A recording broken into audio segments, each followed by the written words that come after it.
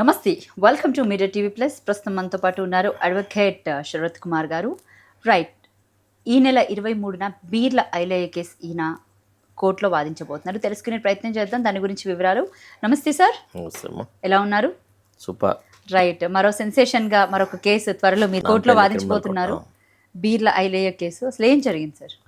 లేదు, బీర్ల ఐలయ్య తన ఎలక్షన్ అఫిడవిట్లో తనకు సంబంధించిన కొన్ని తనకు సంబంధం లేని ఆస్తులు తనవి అని ఒక ఫాల్స్ అఫిడవిట్ దాఖలు చేసినాడు. ముఖ్యంగా ఏంటంటే సీరియల్ నెంబర్ 23లో ఆయన ఏమన్నాడంటే survey number 437/A7 admeasuring 6 guntas ఈ land at Saidapur village Yadagirigutta మండలంలో ఉన్నది, ఇది తనది అన్నట్టుగా చెప్పినాడు. అది ఆయనది కాదు, యాక్చువల్లీ ఎస్ వెంకటేశ్వరరావు అనే వ్యక్తికి సంబంధించింది. ఇట్లా కొన్ని తప్పుడు విషయాల్లో కొన్ని ఆస్తులనేమో తక్కువ చూపెట్టి ఒక తప్పుడు ఎఫిడవిట్ పెట్టినాడు. ఆ ఎఫిడవిట్ అట్లా అంటే తప్పుడు సమాచారం ఇస్తే ప్రజా ప్రాతినిధ్య చట్టం 125A కింద శిక్షార్హులు. అంటే వాళ్ళకి 6 నెలల జైలు శిక్ష కానీ ఫైన్ కానీ ఇంపోజ్ చేశారు. స్వచ్ఛందంగా పిటిషన్ వేశారా ఏంటి, లేకపోతే ఎవరైనా వచ్చి మీకు కంప్లైంట్ చేశారా? వాళ్ళు ఇతను బుడు మహేష్ అనే వ్యక్తి కంప్లైంట్ వేస్తే ఆయన తరఫున నేను అడ్వకేట్గా ఆర్గిస్తాను. ఆయనకి ఇంతకుముందు ఒక అడ్వకేట్ ఎవరో ఉండిరి. ఈ బీర్ల ఐలయ్య కొద్దిగా రాజకీయంగా ప్రభావం గల వ్యక్తి, ఆయన అందరినీ ఇన్ఫ్లుయెన్స్ చేస్తున్నారు, అడ్వకేట్లు ఎవరు నాకు న్యాయం చేయట్లేదు, మీరైతే నిఖచ్చితంగా నిలబడతారు సార్, మీరు నాకు సహాయపడాలని నా పాత అంటే మేము కమ్యూనిస్ట్ ఉద్యమంలో తిరిగే రోజుల్లో నా పాత మిత్రుడు ఒక కామ్రేడ్ ఉంటాడు రామచంద్రారెడ్డి, ఆయన ద్వారా నా దగ్గరికి వచ్చినాడు. వస్తే నేను సరే అని యాక్సెప్ట్ చేసి కేసు ఆర్గ్యూ చేస్తున్నాను. అంటే ఈవెన్ నాకు కూడా మనసుకు నచ్చింది ఏంటిదంటే వీళ్ళు కోట్ల ఆస్తులు సంపాదించి ప్రజా జీవితంలోకి వచ్చి పేద ప్రజల తరఫున కృషి చేస్తున్నామని తప్పుడు మాటలు మాట్లాడము, బాహ్యంగా ఒక తీరుగా అంతర్గతంగా ఒక తీరుగా అసలు పేద ప్రజల పట్ల ఏవగింపుతో ఉన్న ఈ నాయకులను సరైన విధంలో ఎక్స్పోజ్ చేస్తే తప్ప ప్రజాస్వామ్యం బాగుపడదని, ఈ దొంగలకు శిక్ష పడాలన్నటువంటి ఒక ఆలోచన సరళి నాది కాబట్టి నా కేసు టేకప్. అంటే కాంగ్రెస్ పార్టీలో బేసిక్గా బీర్ల ఐలయ్య గురించి ఒక మాట అయితే ఉంది, అత్యంత పేద ఎమ్మెల్యే అని చెప్పేసి అని, అతనికి ఎలాంటి ఆస్తులు కూడా లేవు అని చెప్పేసి. కరెక్టే, ఆయన చాలా రెక్కాడితే డొక్కాడని సంసారం అని కూడా అంటే మీరు అనొచ్చు, అది మీ ఇష్టం, నాకు దాని గురించి లేదు. కానీ ఆయనకేం తక్కువ లేదు, అసలు లెక్కకు మించిన ఆస్తులు ఉన్నట్టుగానే ఇక్కడ అఫిడవిట్లో ఆయన ఇచ్చిన ఓన్ అఫిడవిట్లోనే క్లియర్గా తెలుస్తుంది.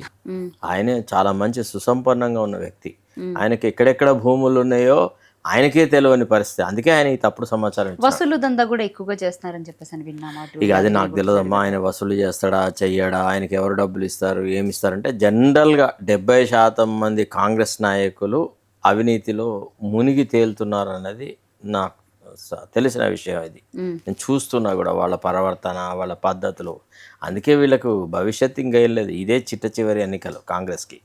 ఈ తర్వాత మళ్ళీ వీళ్ళు గెలిస్తే వీళ్ళు అసెంబ్లీలోకి వస్తే మీరు నాకు చెప్పాలి ఫలానాడు గెలిచినాడని చెప్పి, ఇలా బతుకంతా బజారేమ్మా. మీరేమో ఏమంటున్నారు, నిన్న ఎల్బీ స్టేడియంలో జరిగిన సభలో అక్కడ నెక్స్ట్ వచ్చే ఎలక్షన్స్లో 15 ఎంపీ సీట్లు 100 ఎమ్మెల్యే సీట్లు పక్కా గెలుస్తామని చెప్పేసి అని 3 ఏళ్ల ముందే హామీ ఇస్తున్నా అని సీఎం రేవంత్ రెడ్డి గారు వ్యాఖ్యానించడం. ఒక్కొక్క అంకె తీసి పారేద్దామమ్మా. ఇప్పుడు 100 సీట్లు అన్నాడు కదా, అందులో ఒక 0 తీసి పారేస్తే ఎంత అవుతుంది? 10 మిగులుతుంది, అంతే కదా. 15 లోపల 1 తీసి పారేస్తే ఎంత మిగులుతామో? 5 మిగులుతుంది. సో 5 ఎంపీలు ఒక 10 మంది ఎమ్మెల్యేలు గెలిస్తే ఎక్కువ. ఈ రేవంత్ రెడ్డి నాయకత్వం ఇటనే ఉంటే ఇంకా కాంగ్రెస్ పూర్తిగా అంతర్ధానం, అంటే ఇప్పుడు ఎట్లా అయితే యూపీలో బీహార్లో దేహి అని ఇతర పార్టీలతో పొత్తు పెట్టుకొని మాకు ఒక 5 సీట్లు ఇవ్వండి 10 సీట్లు ఇవ్వని అడుక్కుంటున్నారు కదా, ఆ పరిస్థితికి వస్తుంది కాంగ్రెస్. నెక్స్ట్ ఎలక్షన్స్ వరకు కాంగ్రెస్ తెరమరుగయ్యే అవకాశాలు ఉంటాయి రేవంత్ రెడ్డి నాయకత్వం అంటూ ఉంటాయి. ఇప్పుడు బీర్ల ఐలయ్యకి సంబంధించినటువంటి కేసు ఏదైతే ఉందో మీరు వాదిస్తున్నారు కాబట్టి నెక్స్ట్ అంటే చర్యలు ఎలా ఉండబోతున్నాయి అంటారు? శిక్ష పడే అవకాశం ఉందంటారు? అసలు శిక్ష పడడానికే కృషి చేస్తాం, శిక్ష పడుతుంది అని ఖచ్చితంగా చెప్పలేము. అంటే తీర్పు ఇవ్వాల్సింది జడ్జి గారు. మాకు సంబంధించిన వరకు అన్ని రకాల ఎవిడెన్స్ను కోర్టు దృష్టికి తీసుకెళ్ళి ఆయనే ఉద్దేశపూర్వకంగానే ఎన్నికల అధికారిని తప్పుతో పట్టించినాడని ఆయనే 125A కింద శిక్షార్హుడని ప్రూవ్ చేయడానికి సకలంగా కృషి చేస్తాం. ఇటు ఫైన్ కూడా పడేలాగా ఉంది. ఫైన్ కూడా పడుతుంది. ఫైన్ కూడా పడుతుంది అంటే దీని తర్వాత ఎలక్షన్స్కి వెళ్ళకూడదు అన్న నియమ నిబంధనలు ఇలాంటివి కూడా ఉంటాయని విన్నాను, ఏం చెప్తారు సార్? అట్లాంటిది ఏం లేదు, బట్ ఒక్కటేంటంటే ప్రజా జీవితంలో ఉన్న ఒక వ్యక్తికి కోర్టు ద్వారా వ్యతిరేకంగా తీర్పు వస్తే ఆయన పరువు ప్రతిష్టలు బజార్లో కలుస్తాయి. అట్లా తప్పుడు ఆరోపణల్లో శిక్ష పడ్డ వ్యక్తి అంటే ఆయనకు రాజకీయమైన భవిష్యత్తులో ఉండదు. కాబట్టి ఆ రకంగా ప్రతి రాజకీయ నాయకుడు ఎన్ని తప్పులు చేసినా కోర్టు నుంచి శిక్ష పడకుండా జాగ్రత్త పడతారు.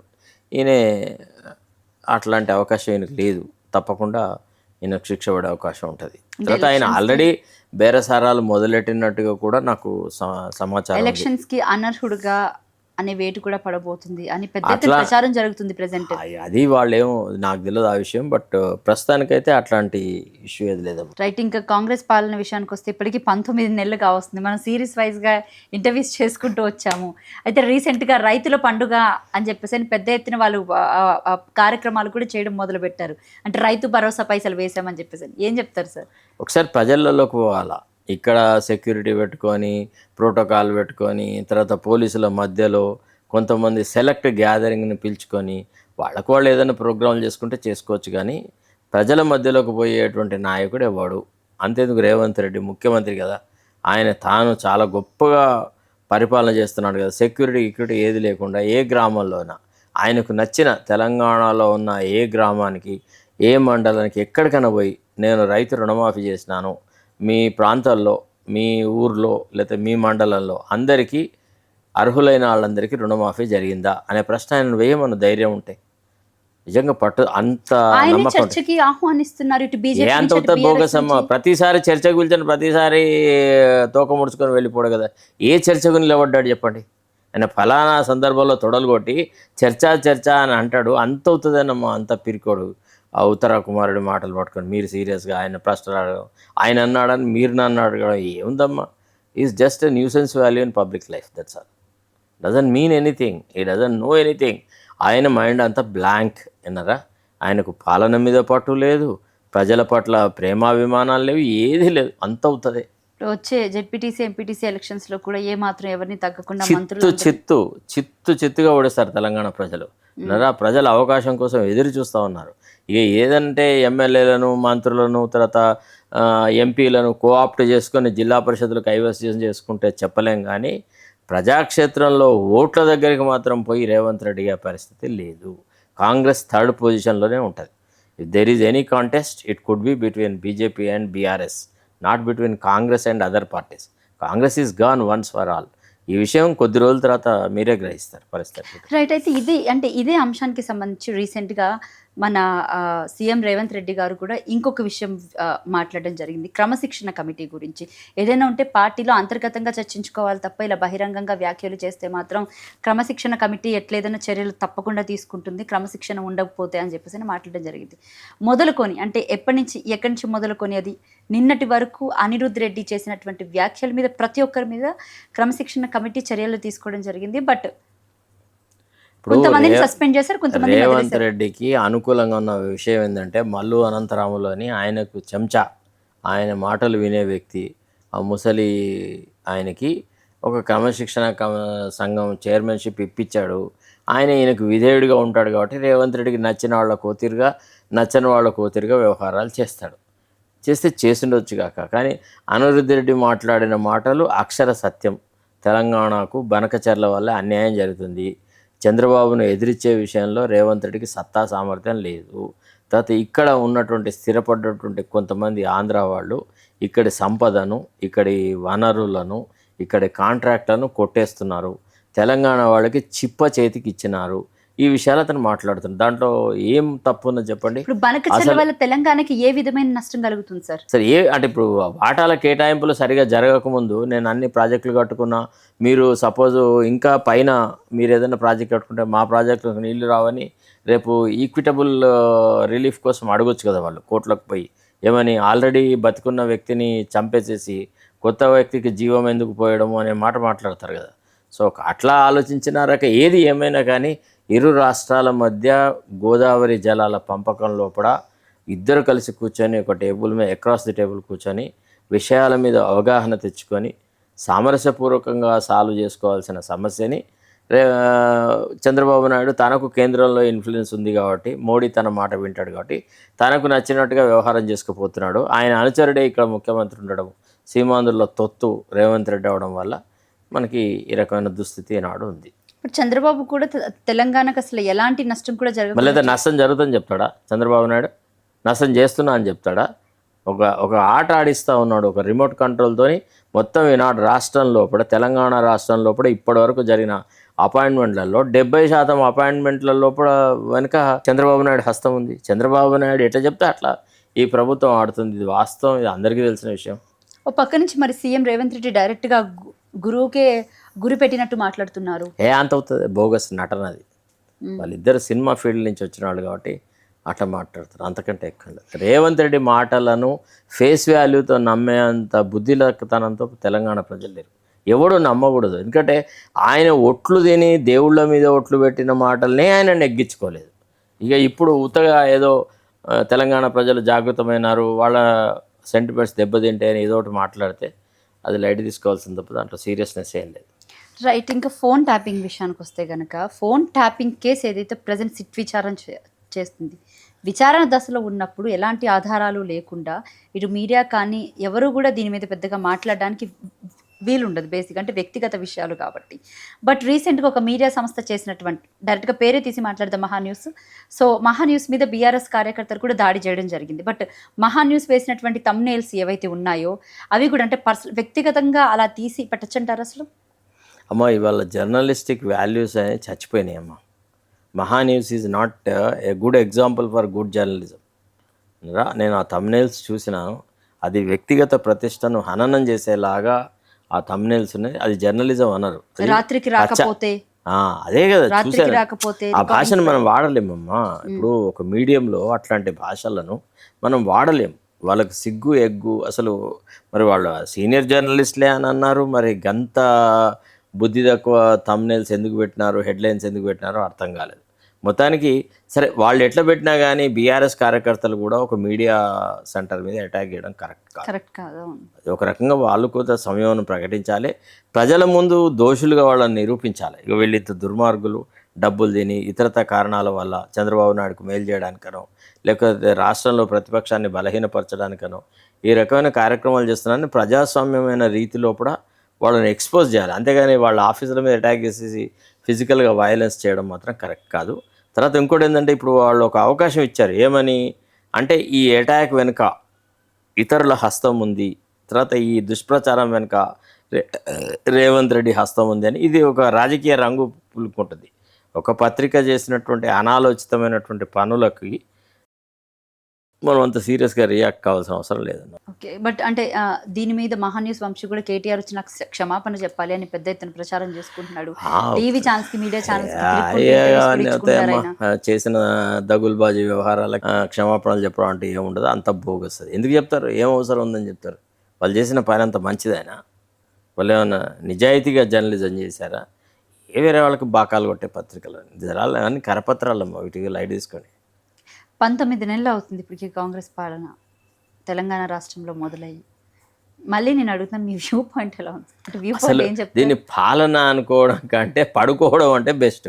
కాంగ్రెస్ ప్రభుత్వంలో పాలన కంటే ఎక్కువ పడుకోవడమే ఉంది. విన్నారా? అందరూ బొక్కుతున్నారు అనమాట. మంత్రులు, ఎమ్మెల్యేలు పచ్చి అవినీతిలో పడి తేలాడుతూ ఉన్నారు.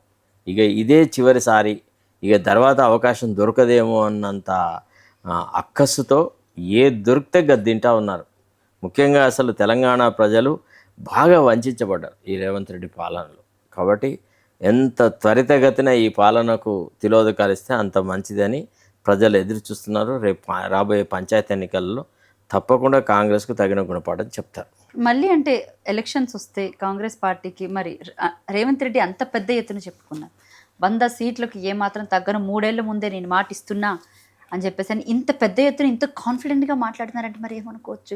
అంటే ప్రజలు అంతో ఇంతో ఆయన నాయకత్వాన్ని మారుస్తారు అనే భయం లోపల నాకంటే గొప్ప నాయకుడు ఎవరు లేరు, నాకంటే పార్టీకి విధేయుడు ఎవరు లేదు అని తన సీటును కాపాడుకోవడానికి ఎప్పటి నుంచో జరుగుతుంది. తన సీటు గురించి ఏదైతే ప్రచారం ఉందో ఈ ప్రచారం పెద్ద ఎత్తున జరుగుతుంది. డెఫినెట్గా పంచాయతీ ఎన్నికల తర్వాత మార్చేస్తారమ్మా. ఈయన కాలము చాలా కొద్ది కాలమే. కాబట్టి ఎవరైనా దళారీలు ఉంటే రేవంత్ రెడ్డి కానీ రేవంత్ రెడ్డి అనుచరులను కానీ నమ్మి ఎవడు పైసలు ఇవ్వద్దు అన్నారా? ఎవరు ఏం పట్టించుకోవద్దు. రేవంత్ రెడ్డి పరిపాలన మ్యాక్సిమం అవుతే ఆగస్ట్, అన్నారా? ఆగస్టు సెప్టెంబర్ వరకు ఆయన పాలన పోతుంది. ఒకవేళ ముఖ్యమంత్రిగా మళ్ళీ కాంగ్రెస్ పార్టీ నుంచి ఎవరిని నియమించవచ్చు? ఏది గోదాట్లో పోనీ ఎవరిని అనుకున్నా గదే ఉంటుందమ్మా. ఎట్లుంటుంది ఇక్కడ పార్టీ హైకమాండ్ దగ్గర రిమోట్ ఉంటుంది, పాలన ఇక్కడ ఉంటుంది. అంటే కొంతమంది పేర్లు తెర మీదకి వస్తున్నాయి కదా, ఇటు కోమటిరెడ్డి వెంకటరెడ్డి అని, ఉత్తమ్ కుమార్ రెడ్డి అని చెప్పేసి అని. ఏమోనమ్మా నాకు తెలియదు, వాళ్ళ ఎవడు వచ్చినా గంతే ఉంటుందమ్మా. ఎందుకు సార్, మీరు కూడా ఒకప్పుడు కాంగ్రెస్ పార్టీ కదా, మీకు తెలియకుండా ఎలా ఉంటుంది? మేము కాంగ్రెస్ పార్టీ అని కాదమ్మా, కాంగ్రెస్ భావజాలాన్ని నమ్మడం, ఐడియాలజీకి గౌరవం ఇవ్వడం వేరు, ఈ ఉత్తిత రెడ్లను చెత్త రెడ్లను వీళ్ళందరినీ సమర్థించడం వేరు. వీళ్ళకి అసలు ఏం పాలన ఉందమ్మా, వాళ్ళకి ఏమైనా ఆలోచన ఉందా? ఇంతకాలంగా ప్రభుత్వంలో ఉన్నారు, ఏమన్నా గణనీయమైన మార్పు వచ్చిందా? అసలు కొత్త ప్రభుత్వం వచ్చిందన్న భావన ఉందా? వీళ్ళు పెట్టిన ఒక కొత్త పథకం ఏందమ్మా? పోనీ పేద ప్రజల కోసం పెట్టారా, యువకుల కోసం పెట్టారా, మహిళల కోసం పెట్టారా? ఉన్న గత ప్రభుత్వంలో ఉన్న పథకాలను అమలు చేయడానికే వీళ్ళు ఇంత కష్టపడుతున్నారు. ఇక ఇట్లాంటి వాళ్ళ నుంచి ఏదో ఎక్స్పెక్ట్ చేయడం అంతా ఐఎమ్ నాట్ సో ఫూలిష్. ఇప్పుడు ఇందిరమ్మ వాల్యూ తెలియాలంటే ఇందిరమ్మ క్యాంటీన్ల గురించి నిన్న ప్రస్తావన వచ్చింది కాబట్టి మళ్ళీ మాట్లాడారు. అక్కడ బట్టలు ఇప్పి కొడితే తప్ప ఇందిరమ్మ వాల్యూ తెలియదు అని చెప్పేసి మాట్లాడడం జరిగింది. చిల్లర మాటలమ్మా అవన్నీ నేను డిస్కస్ చేయాలి, నాకు నచ్చదు అసలు. అట్లాంటి వాడి కామెంట్ చేయడం రాజకీయ పరిభాషను తగ్గించినట్టు అవుతుంది అన్నారా? అట్లా కాకుండా హుందాగా రాజకీయాలు చేసే వాళ్ళు మాట్లాడితే దానికి ఏమైనా సమాధానం విరక్తి కలిగినట్టుంది. చాలా న్యాచురల్ కదా, ఎవరైనా అసహించుకుంటారు. ఇవాళ ప్రజాస్వామ్యం మీద నమ్మకం ఉన్నవాళ్ళు, ప్రజాస్వామ్యం మీద గౌరవం ఉన్నవాళ్ళు ఎవరు కూడా ఇట్లాంటి భాషను ఇష్టపడరు. ఇది ఎవరు మాట్లాడలేదు, గత చరిత్ర అట్లాంటిది కాదు. తెలంగాణ ప్రజలు చాలా హుందాగా రాజకీయాలు చేస్తున్నారు. ఒక ఐడియాలజీతో ఉన్న రాజకీయాలు ఈ రాష్ట్రంలో ప్రజలు ఎంకరేజ్ చేసినారు. అటు కమ్యూనిస్టుల పైన కాంగ్రెస్ వాళ్ళైనా ఒక మంచి విలువలతో కూడిన రాజకీయాలు చేసినారు. వీళ్ళంతా ఏదంటే ఒక కాగిత పూల్ వచ్చినాయి ఇప్పుడు అధికారంలోకి. కాంగ్రెస్లో ఇప్పుడున్న నాయకులు అందరూ వీళ్ళు నిజమైన పూల్ కాదు, ఇవన్నీ కాగిత పూల్ రా. ఓన్లీ సోనియా గాంధీ ముఖం చూసి, రాహుల్ గాంధీ ముఖం చూసి అయితే ప్రజలు ఓట్లు వేసినారో దానికి వీళ్ళు దళారీలాగా ఇవాళ అధికారం చలాయిస్తూ ఉన్నారు, అంతకంటే ఎక్కువ. రైట్. ఈ మధ్య కాలంలో మర్డర్స్ ఎక్కువైపోయాయి సార్. ముఖ్యంగా ఆడవాళ్ళు మగవాళ్ళని చంపేస్తున్నారు. పెళ్ళైన 2 రోజులకి, పెళ్ళైన వారం రోజులకి. అసలు మగవాళ్ళు పెళ్లి చేసుకోవాలంటేనే బేసిక్గా భయపడుతున్నారు. ఎక్కడ నన్ను బాయ్ ఫ్రెండ్ ఉన్నాడేమో అని, లేకపోతే వేరే అఫైర్ ఏమైనా ఉంది ఇది అంత అవుతుంది బోగసమ్మ. దీనికి అంత ప్రాధాన్యత ఇవ్వద్దు. ఎక్కడో ట్రెండ్ ఇన్సిడెంట్ జరిగినంత మాత్రంలో మహిళలు ఇప్పుడు పెట్టరేగిపోయినారు, మగవాళ్ళని చంపుతున్నారు, ఇట్లాంటి అపోహలు నేను సృష్టించదలుచుకోలేదు. వాటికి ఐ డోంట్ సబ్స్క్రైబ్. వాళ్ళకి ఎంత బాధ జరిగింది, చంపేసిందని చెప్పి వాళ్ళకి ఎంత బాధ జరిగిందో, ఒక వ్యక్తిని ఒక వ్యక్తి చంపాలన్నా, ఒక వ్యక్తి తన జీవితాన్ని అంతమొందించుకోవాలన్నా ప్రబలమైన కారణాలు ఉంటాయి. ఉత్తగానే ఏదో అన్న కోడిపిల్లనమ్మ చంపడానికి ఎంత హింసా పీడనకు గురైతే ఒక వ్యక్తి ఇంకో వ్యక్తిని చంపుతాడు. సుఫారీ ఇచ్చి మరీ చంపిస్తున్నారు హడోళ్ళు. అది ఏం జరిగిందో నాకు తెలియదు. క్రిమినల్ మెంటాలిటీ అనేది మగ ఆడ అని ఏముండదమ్మా. It can be with anybody. Supposing if she he's committed it by deliberate design, కోర్టులు ఉన్నాయి, చట్టాలు ఉన్నాయి, వాళ్ళ మీద యాక్షన్ తీసుకుంటారు. అంతేగాని సమాజంలో ఇట్లాంటి ట్రెండ్ పెరిగిపోతుందని చెప్పడానికి మాత్రం ఈ 2 ఐసోలేటెడ్ ఎగ్జాంపుల్స్ ఉదాహరణ కాదు. Right. Thank you sir, thank you so much sir. మీ విలువైన సమయాన్ని మాకు కేటాయించినందుకు. ఇది అడ్వకేట్ శరత్ కుమార్ గారితో ప్రత్యేక ఇంటర్వ్యూ. మరొక ఇంటర్వ్యూతో మళ్ళీ కలుద్దాం. Thank you.